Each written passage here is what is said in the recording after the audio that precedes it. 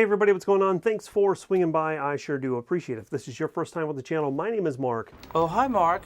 Welcome to Fit and Fire. Let's get into this video. This time we're going to be looking at another PDW style firearm in my, I guess, series of PDW, PCC style firearms that is really kind of geared for home defense, kind of a backpack gun, those types of things. And there are a number of different versions of it out there. We've already looked at the MP5, we've looked at the SIG MPX, we've looked at the Beretta PMX, and the Global Ordnance imported Grand Power Stribog.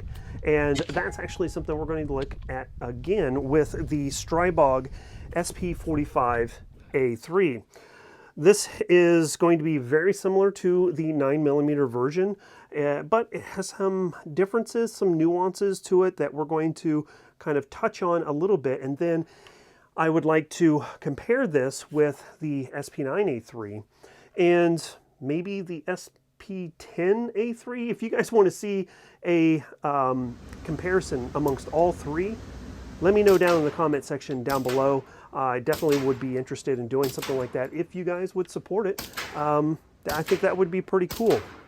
With all of that being said, full disclosure on my relationship with Global Ordnance, Grand Power, all of that type of stuff. I'm not getting paid to say anything good, bad, or indifferent about this. This was sent to me, but not by Global Ordnance. This was actually sent to me by a third party, a company called Gun Zone Deals. It's a website where you can find a lot of different things like this. I've actually purchased 2 Beretta 92X RDOs from them. You know, just buying it myself, not even asking for a sample or nothing like that.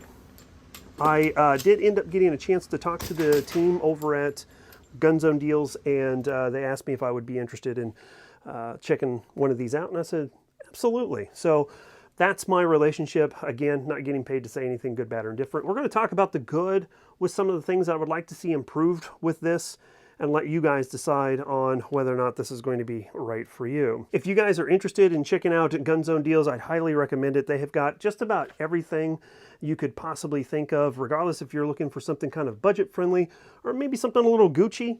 They've got all of that stuff covered for you. The customer service is really good, and they get stuff out the door really quickly. So that's my little spiel. They didn't know I was going to say anything about that, but that's just been my experience as a customer of theirs. So there you have it.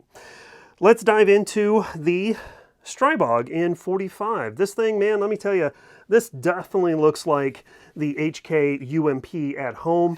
Has a lot of the same characteristics. Those straight 20 round magazines are pretty cool.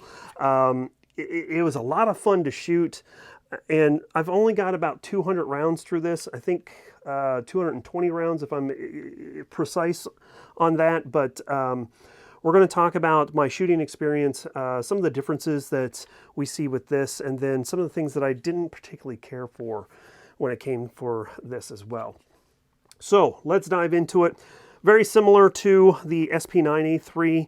Obviously, it's still going to be a roller delayed blowback system, just like the 9mm version.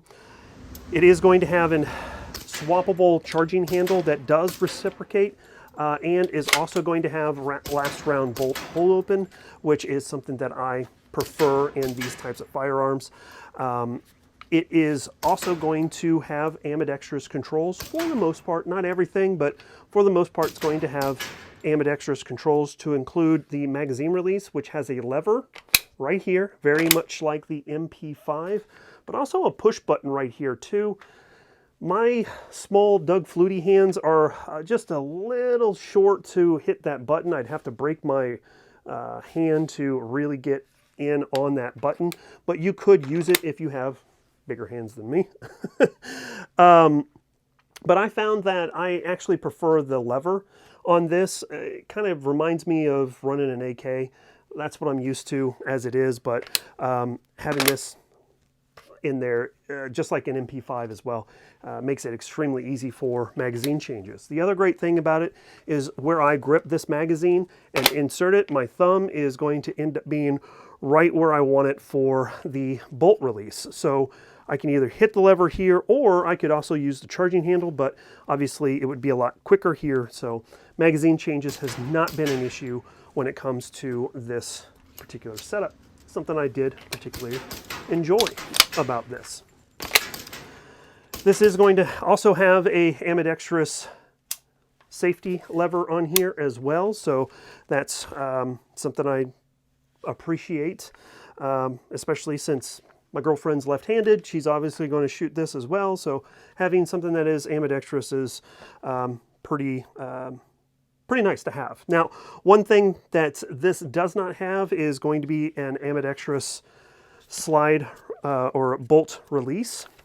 So that's not that big of a deal, especially if you're running the charging handle and dropping the bolt that way. You can run it that way. You can flip that over to the other side. However you want to skin that cat, you can do that. So not 100% ambidextrous, but pretty dang close. This is going to have a monolithic rail up top that is cut. There is a notch cut all the way down the length of it, because this is going to have integrated iron sights into the Picatinny section. That is basically a notch and post. I did not run the iron sights, to be frankly honest with you. I just threw this Sig Romeo 5 red dot on here and just went to town with it as you see it configured this way. The Romeo 5, I've had it for well over 5 years. I think actually over 6 years at this point, and it's just a tank. It just runs and runs and runs. I've never had a problem with it. I've dropped it a number of times. It's got some battle scars, but it's done just fine, not only on rifles, but PCCs or PDWs as well. So I think for the money, this is one of the better red dots on the market. Moving on back, you can see that I've got a PDW collapsible style brace on this. And that's one of the things that I do like about the Stribogs, is there is a lot of aftermarket support for it, not only with the different types of braces or stocks that you can put on this if you want to Form 1 it, but also some of the lower components, there's aftermarket for that as well. There's a push button on the top here that allows this to collapse. Doesn't collapse on its own, but you can kind of shimmy it down just like I did. But the other great thing is when you want to deploy it, you just pull it and it locks into place. On the back side for the actual brace portion, I do have a Gearhead Works tail hook, which is a nice addition as well. This setup, I'm not the biggest fan when it comes to these wire style stocks. They usually beat my chin up pretty well, but I will say that I didn't have any problems with this. In fact, I enjoyed shooting it. So take that for what it's worth. I think that a standard folding SB tactical style brace would probably be a little bit more comfortable, but again, this just gives it a really cool vibe, I guess. So, and I also wanted to kind of try the difference between the two. So in a comparison video in the future, we can talk about those differences. This did ship with 3 translucent 20-round mags. I've heard that these magazines have had some issues in the past, but of the 200 rounds that I've put through this, 220 rounds that I've put through this so far, no issues. I've dropped them and they haven't had any problems. So we'll definitely keep you guys abreast to what's going on with these. Should there be any problems, I'll let you guys know. This is going to have an 8-inch barrel on here, and that is going to be one of the sticking points that I have a bit of a complaint with this particular firearm. So let me dive into it just a little bit. The accuracy was just fine. Reliability on this has been good. I'll talk about that here in just a second, but ultimately, the one thing that really frustrated me about the barrel was the thread pitch. This is going to have a .578 by 24 thread pitch, which is not something that is unfamiliar to the gun world, but something that is not consistent with a lot of the other firearms that are on the market. All of the 9mm PCCs that I have a 1/2 by 28 thread pitch. And so when I purchased this suppressor for it, I just assumed, I didn't do any research ahead of time, so that is on me, but I just assumed that it would come with a 5/8 by 24 thread pitch on this barrel, since it is a 45 caliber firearm. Got it back home, got the suppressor approved through the Form 4, put them together, and it didn't fit, and I'm just like, what the heck? So I did look up the thread pitch on this one, was like 0.578 by 24. What is that all about? That is dumb. So essentially I've had to purchase an adapter that changes the thread pitch on the barrel to 5/8 by 24. And that's not the deal breaker. That's not a deal breaker at all. But what I will say was that was a frustration point that I wasn't expecting when I got this from my local shop, but something I had to purchase to add on to this barrel to make my suppressor work. And that was something that just really annoyed me. So be aware of that.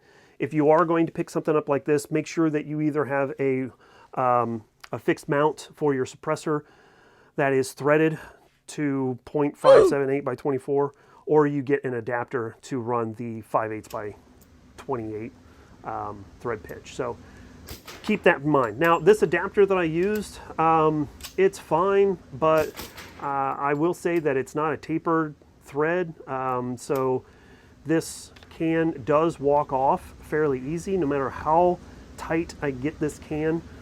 After about 1.5 magazines, it's going to start working itself loose. So outside of that, the suppressor worked very well. This is going to be a rugged Obsidian 45.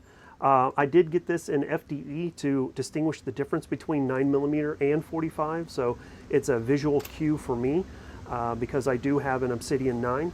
I now have the 45 version as well, and so definitely want to keep those separated from themselves so I don't yeet a 45 round through a 9mm can. So,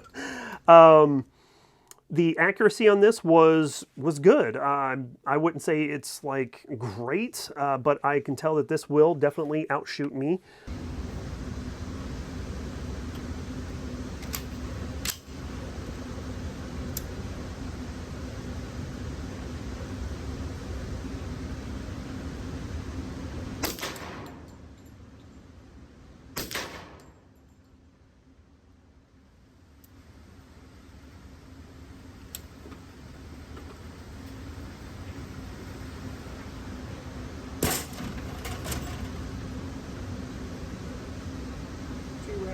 At 25 yards, and that is 3 rounds at 15.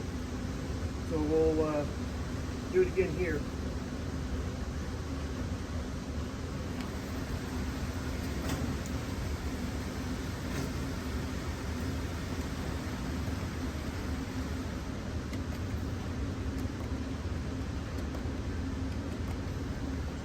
So 5 rounds, bottom left.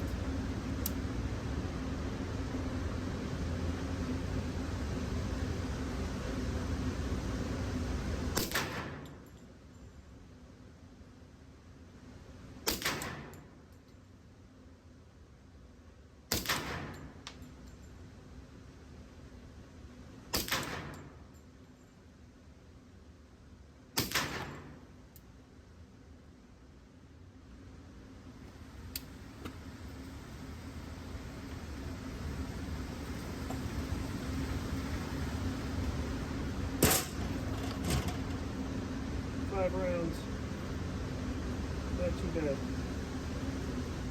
At 15 yards, I was able to stack, rounds on top of themselves, regardless if that was the Fiocchi 230 grain FMJs or the SIG V Crown 200 grain jacketed hollow points that I was running through this.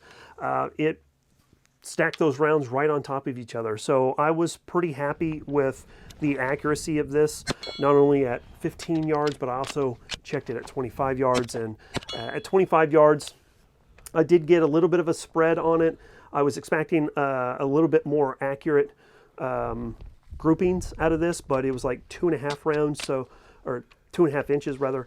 So that was probably me, not the firearm. So just take that for what it's worth. Now, one of the other things that I want to mention was its reliability.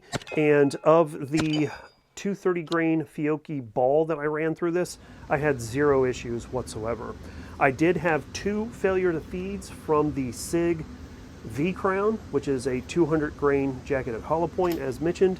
But that happened within the first 5 rounds that I shot.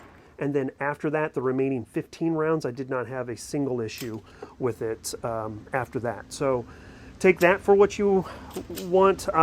It was pretty dirty by the time I ran the personal defense ammunition through it, so that may have been an issue, but it could have also been a situation where it kind of had to work itself in on the feed ramps.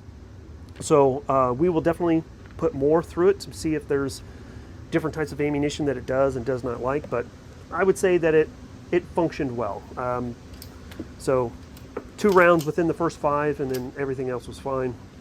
There you have it. So taking all of that into consideration, I have really enjoyed this. Very similar to the SP9A3, it's going to have Picatinny section everywhere you want it, so that if you want to add lights or lasers, you can do that. You can set it up in such a way that you can run a IR emitter up top here on the pick section. However you want to configure it, this does have a lot of flexibility for you to do so. So that's one of the things that I have really enjoyed about the SP9A3 and now the SP45A3. Is it right for you? I don't know. I know that people have had issues with these in the past, but so far of the 2 that I've ran, I haven't had any major concerns. Round counts are pretty low on it, so we're going to definitely have to work on getting the round counts up to give you a full review, but this is just my initial impressions. So there you have it, the HK UMP at home. Tell me what you guys think. Sound off in the comment section down below. I'd love to hear what you guys have to say about everything going on with this. I've had a good time with it and look forward to taking it out to the range some more and maybe even doing a comparison between it and the 9mm and 10mm versions as well. So if you guys, again, want to see that, sound off in the comment section down below so I can see about getting a 10mm version. With all of that being said, we're going to go ahead and get out of here. I appreciate you guys' support. If you guys would consider subscribing to the channel, that would be a huge help. Comments, likes, shares are a great way to support the channel. And then I have tons of additional information down in the pinned comment below. So definitely check out my discount code on Vertex and the Live Laugh Larp podcast and additional information on the SP45A3. So thanks so much. Appreciate you guys. We'll see you next time. As always, freedom through strength. Catch you later. Bye, y'all.